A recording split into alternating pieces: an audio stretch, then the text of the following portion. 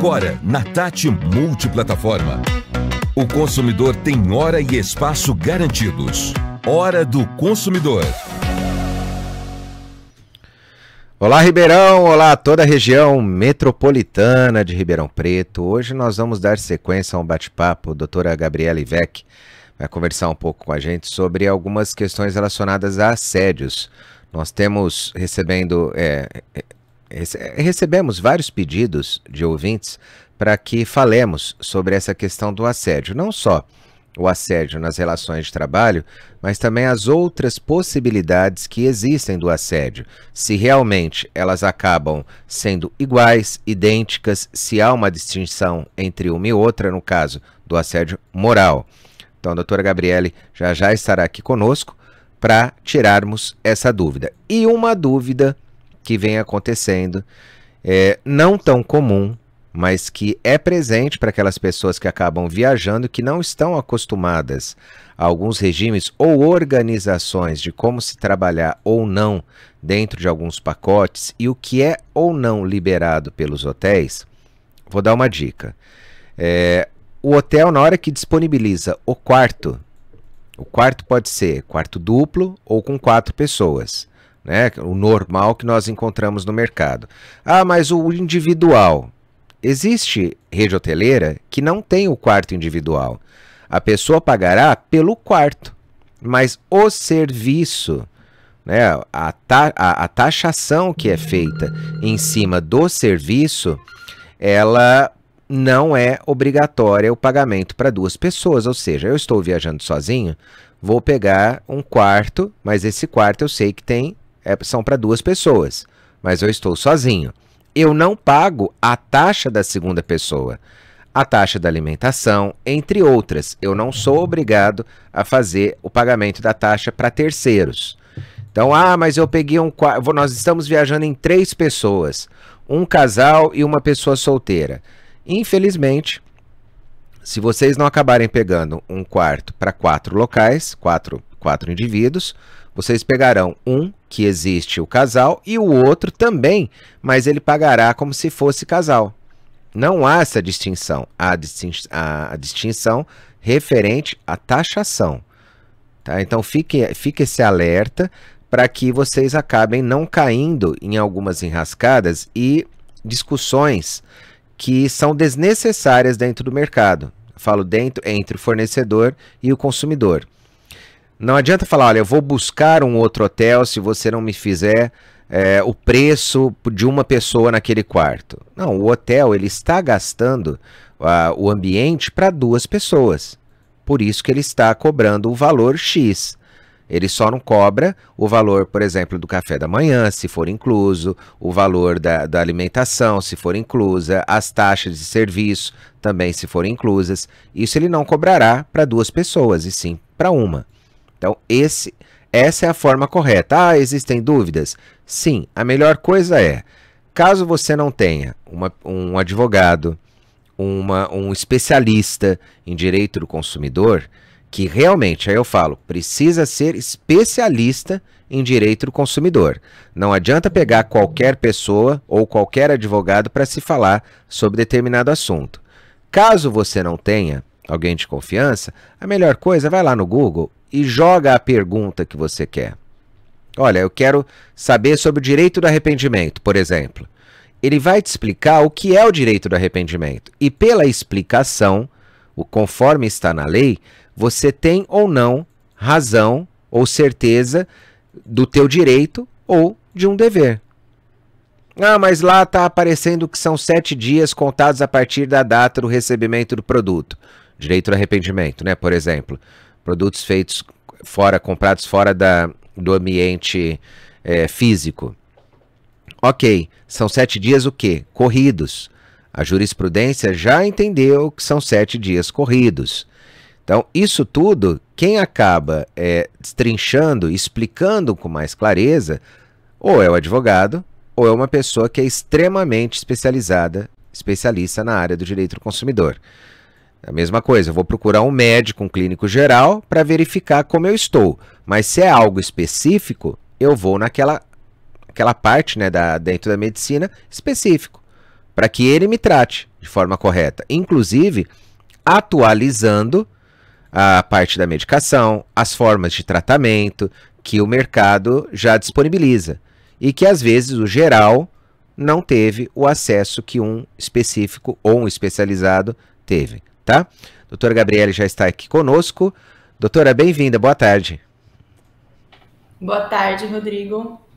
Estava batendo um papinho sobre algumas questões relacionadas ao arrependimento e principalmente as dúvidas que o pessoal tem a respeito de viagens, né? Ah, com 2 quartos, mas é uma pessoa só, então eu tenho que pagar por uma. Ah, naquele quarto são 2 adultos e uma criança, eu tenho que pagar. Então, alguns detalhezinhos que a informação faz com que nós tenhamos conteúdo para evitar discussão. É o que eu falo, é evitar discussão. Você tem informação, você pode utilizá-la a seu favor, sendo de forma positiva ou negativa. E isso tudo vai do bom senso. E em cima do bom senso, eu vou puxar um assunto que é interessantíssimo, que é o assédio. O assédio vem sido muito questionado aqui pelos nossos ouvintes.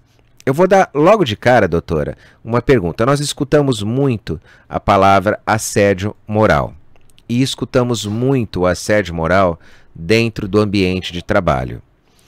Pergunto a você, existe alguma distinção entre esse assédio moral ou um assédio moral que exista dentro, por exemplo, de uma relação consumerista, né, dentro de um supermercado, entre o consumidor e o fornecedor, ou um outro tipo de assédio? Sim, Rodrigo. Quando a gente fala do assédio moral no ambiente de trabalho, a gente está falando de uma conduta que é reiterada dentro da empresa e que ela ofende a honra do trabalhador. Ela acontece várias vezes dentro do ambiente de trabalho. Isso é um pouquinho diferente dos assédios que a gente tem na relação extra-trabalho, né? Porque quando a gente fala do assédio moral dentro do ambiente de trabalho, a gente está considerando uma diferença hierárquica entre o chefe e o empregado, aquele que é subordinado.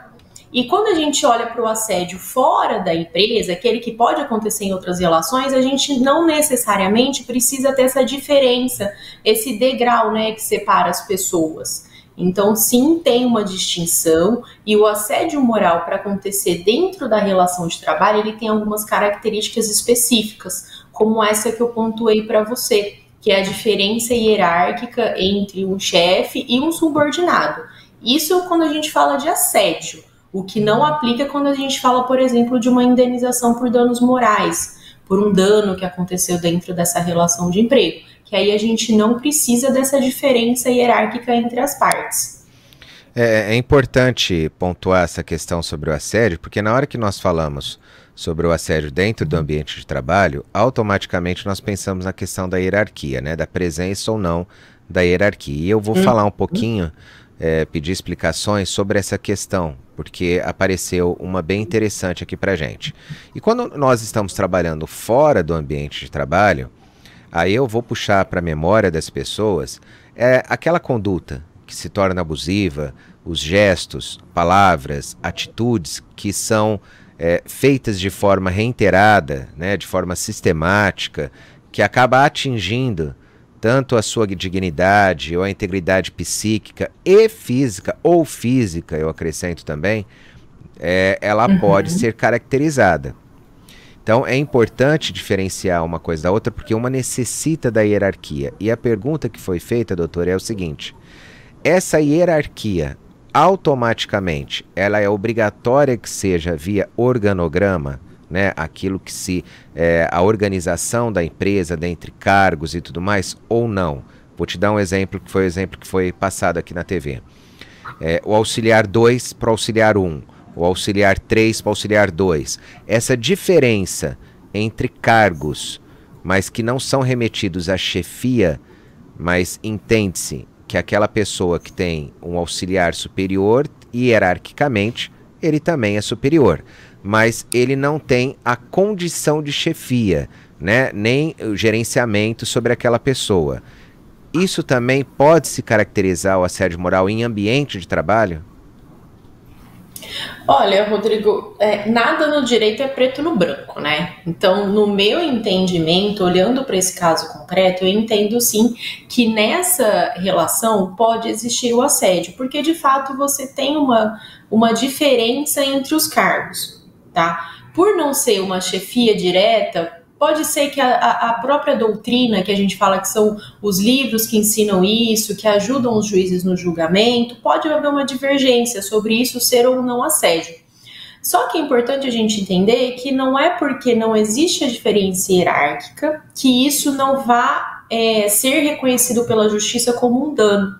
Então pode ser que o juiz que julgue esse caso entenda que não é um assédio, apesar de eu, nessa explicação, a entender que sim. Mas ele olhando para essa relação, olhando para as atitudes abusivas que foram tomadas, olhando para isso, ele entenda que isso causou sim um dano moral. Então ele pode não chamar de assédio, ele pode chamar de indenização. Mas o que a gente tem que entender é que o fim prático para o trabalhador é o mesmo. Ele vai receber aí uma indenização, seja ou não reconhecido o assédio propriamente dito, ou simplesmente uma indenização por dano moral por tudo que ocorreu dentro da relação de trabalho. Doutor, e quando nós estamos falando sobre a questão PJ, né? Entende-se que hoje algumas empresas, eu digo um grande número de empresas, vêm colocando PJs ao invés de CLT. E que, infelizmente, isso acaba sendo discutido lá no judiciário, porque o mesmo número de empresas acaba não tendo um corpo jurídico suficiente que dê um suporte adequado para que esse empresário não trate um PJ como se fosse um CLT. Então, é o que eu falo novamente. Infelizmente, isso acaba sendo resolvido só no judiciário. Ou através de uma mediação também, quem sabe, né? Isso consiga também ser resolvido. Uhum. Mas os PJs que trabalham em N empresas pelo país também podem correr o risco desse assédio moral, ou ele precisa ser configurado através de identificação que ele não era uma pessoa jurídica de fato, e sim uma CLT, e dali para frente mostrar a questão da hierarquia. E isso, quando a gente fala no PJ, a gente está tratando duas pessoas jurídicas, né? Então são teoricamente duas pessoas na mesma linha, né? A gente tem um PJ com um PJ. Para que esse trabalhador, embora seja vinculado à empresa por um contrato de prestação de serviço, ele pode sim, como toda relação, né, ele pode ser ofendido, ele pode ter um dano caracterizado, mas para buscar isso dentro da Justiça do Trabalho, enquanto trabalhador, ele precisa, além da comprovação do assédio, também propor uma reclamação trabalhista pedindo a constituição do vínculo de emprego. Porque aí o juiz precisa olhar para essa relação e entender que ele não era um prestador autônomo, que ele estava dentro daquela empresa realmente como empregado. E a partir daí ele vai analisar todos os acontecimentos sob a ótica trabalhista clássica, né? Que é aquele empregador com carteira assinada, com todo o vínculo constituído. Então aqui a gente tem dois caminhos. Além do assédio, a constituição do vínculo de emprego. Que aí, que acontece, né, quando a gente tem um vínculo de emprego constituído? Além de trazer toda a aplicação da CLT, a gente vai reconhecer que esse empregado trabalhava de forma subordinada, com habitualidade, recebendo um salário. Então, e isso tudo o distingue de uma pessoa jurídica, né, de um trabalhador autônomo propriamente dito. É importante porque eu falo que, principalmente pós-pandemia, acabou se criando esse tipo de cultura dentro das empresas, em alguns casos até a demissão de uma pessoa em CLT e que a transforme numa pessoa jurídica para desenvolver um trabalho. E se esquecendo, em muitos casos, que existem alguns dados, algo específico que o torna pessoa jurídica. Não é somente um documento. Uma delas é a própria autonomia, né? Que faz com que, são 3 pontinhos, mas uma delas é a existência da autonomia, que faz com que ela tenha a liberdade, teoricamente, dentro do ambiente de trabalho, mediante aquilo que está composto no contrato. É a liberdade dentro do contrato, né, doutora? Exatamente. O principal que distingue um autônomo do empregado é a liberdade que ele tem de prestar o serviço sem ser subordinado ao patrão, nesse caso. O patrão é ele mesmo.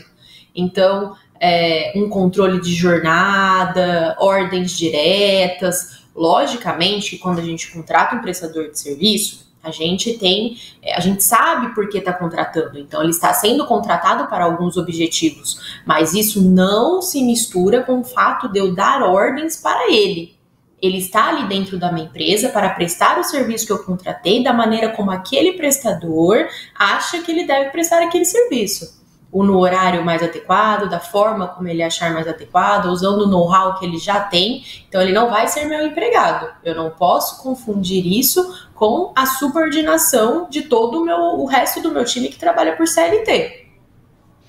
Eu tenho visto, por experiência, doutora, normalmente o assediador, né, aquela pessoa que tende a essa prática de assédio moral, ela é quase que incorrigível dentro da própria empresa. É difícil se corrigir um assediador dentro da própria empresa. Infelizmente, acontece em muitos casos a demissão dessa pessoa e que às vezes em outro ambiente de trabalho ela não será dessa forma. Ela não tratará os seus subordinados dessa forma. O que acontece? Em alguns momentos, infelizmente, o ambiente acabou sendo contaminado, inclusive pelo posicionamento dele. Quando ele sai desse ambiente, as coisas acabam se resolvendo. Pergunta, doutora, para um trabalhador que esteja passando por essa situação, quais são os caminhos corretos para que ele consiga documentar uma situação como essa? Porque em muitos casos ela não vem por escrita, não vem por WhatsApp, não vem por e-mail, ela vem pela forma de se falar, pela forma de tratar, pelo linguajar com esse funcionário. Então, quais são as formas corretas e que, dentro do campo jurídico, não terá problema com aquela prova que foi colocada? Olha, Rodrigo, em empresas sérias que se preocupam com a saúde mental dos seus empregados, que trabalham, que entendem que o ambiente de trabalho ele precisa ser cuidado, ele precisa ser zelado como um todo, temos normalmente a criação de canais de ética, onde os trabalhadores podem levar para esses canais os acontecimentos que eles julgam que eles entendem que não está coerente, que não está sendo feito de forma correta. Então, esses canais, eles servem para receber essas denúncias e normalmente são criadas sindicâncias, procedimentos investigativos que podem servir como prova. Tá? Mas isso nós não estamos falando de empresa que tenta colocar panos quentes. Estamos falando de empresas que têm canais éticos ou não têm, estou perdido. Infelizmente, essa questão do assédio, ela acaba acontecendo em ambientes fechados, porque o assediador ele é esperto, né? Dificilmente a pessoa grita na frente de todo mundo ou trata mal as pessoas na frente de todo mundo. Costuma uma hora ou outra acontecer. Então, para esses casos, a gente tem as testemunhas, tá? Que vão poder ir num processo trabalhista, contar para o juiz o que elas viram naquele ambiente. Agora, quando é feito numa salinha fechada, quando ninguém viu, a única coisa que o trabalhador pode se socorrer nesses momentos é tentar, se ele entende que aquilo ali é uma conversa que não deveria acontecer, ele pode tentar gravar essa conversa, desde que você seja o interlocutor, desde que você participe diretamente da conversa, você pode gravá-la e usar como prova. Hoje, a Justiça do Trabalho, ela já está acolhendo de uma maneira... Não, eu não digo como prova principal, né? Mas ela usa esses tipos de, por exemplo, prints de WhatsApp, gravações, áudios, como indícios de prova daquilo que está sendo alegado. Porque é realmente muito difícil você comprovar o assédio. Porque é aquilo que eu te falei, normalmente acontece numa salinha fechada entre o assediador e o assediado. Então, o que sobra para o trabalhador é realmente tentar uma gravação, tentar um print. Doutor, então eu vou pegar um caso também muito, muito comum. Vamos dizer que eu e você somos funcionários de uma empresa que tem mais outros dois diretores. Nós dois somos, hierarquicamente, né, nós temos que nos remeter a um desses diretores. Ele está na nossa linha, ou esse gerente. Porém, é o outro gerente do outro setor que está assediando moralmente. Pergunto a você, a hierarquia, ela é simplesmente pelo cargo ou ela vem também naquela forma vertical? Olha, vem não, né? Ela se torna somente na forma vertical. Quem é teu superior, por exemplo, dentro do teu setor? É tal pessoa. Aquele outro não é do seu setor, mas ele vem te assediando também. E o que se fazer neste momento? Isso também, né? Desde que a própria estrutura da empresa já denota a subordinação, não precisa ter essa imediatidade, né?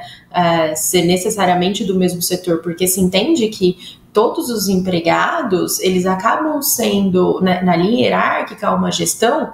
Você não é porque aquele não é o gerente do seu, não é o gestor do seu gestor direto, que você vai considerar que ele não é superior, ele é. Então isso pode sim trazer a questão do assédio. E a mesma forma de lidar, pode não ter ali um contato direto, então a gente precisa entender nessa relação como que seria constituída a prova, porque se ele não é o seu gestor direto, por que que ele está tendo esse contato com você, por que que ele está falando sozinho com você. Então assim, tem que entender todo o contexto. Mas sim, mesmo não sendo gestor do seu setor, um outro gestor pode sim causar um assédio. E que fique claro que nós estamos falando sobre a questão do assédio moral, não é indenização sobre a questão do moral, e também é muito difícil encontrar um assediador moral que ao mesmo tempo ele tenha tendências a assédio sexual. Então isso tendo em vista ao que nós encontramos dentro do mercado, são características distintas. Então hoje o bate-papo está sendo sobre o assédio moral, que é o que eu sempre digo, ou você passou, ou você passará por uma situação dessa, sendo CLT ou sendo uma pessoa jurídica, né, travestida de pessoa jurídica, eu falo muito sobre isso. Eu vou dar um pulinho no Savenhago e volto já já com a doutora, vamos lá. A turma toda vai querer participar do mundo de Harry Potter no aniversário Savenhago. A cada R$50 em compras, o cliente Saviganhe recebe um pacote de figurinhas. E ainda tem as melhores ofertas do ano. Confira! Aniversário Savenhago. Venha comemorar no mundo de Harry Potter. Patinho quilo R$ 29,90. Pernil ou paleta suínos resfriados a pururuco quilo R$ 14,90. Costela bovina mingo quilo no Saviganhe R$ 17,90. Coxas e sobrecoxas de frango com osso congeladas Big Frango ou Copacol quilo R$ 7,90. Colchão mole o quilo R$ 28,90 e no nosso cartão a R$ 27,90. Colchão duro quilo ou lagarto peço quilo R$ 26,90. Linguiça toscana Aurora o quilo R$ 17,90. Filé de tilápia congelado Copacol 800 gramas no Saviganhe R$ 39,90. Filé de peito de frango congelado Sadia 1 kg R$ 18,90. Ponta de peito bovina sem osso quilo R$ 26,90 e no nosso cartão a R$ 23,90. A turma toda vai querer participar do mundo de Harry Potter no aniversário Savenhago. A cada R$50 em compras, o cliente Saviganhe recebe um pacote de figurinhas. E ainda tem as melhores ofertas do ano. Confira! Aniversário Savenhago. Venha comemorar no mundo de Harry Potter. Doutora Gabriele, quero agradecê-la mais uma vez pela participação. Agradecer também o Dr. Ronigato, o escritório do Dr. Ronigato, que você também pertence, faz parte. Agradecer a todos os nossos ouvintes e telespectadores. E até amanhã, se Deus assim nos permitir. Agora, na Tati Multiplataforma, o consumidor tem hora e espaço garantidos. Hora do consumidor.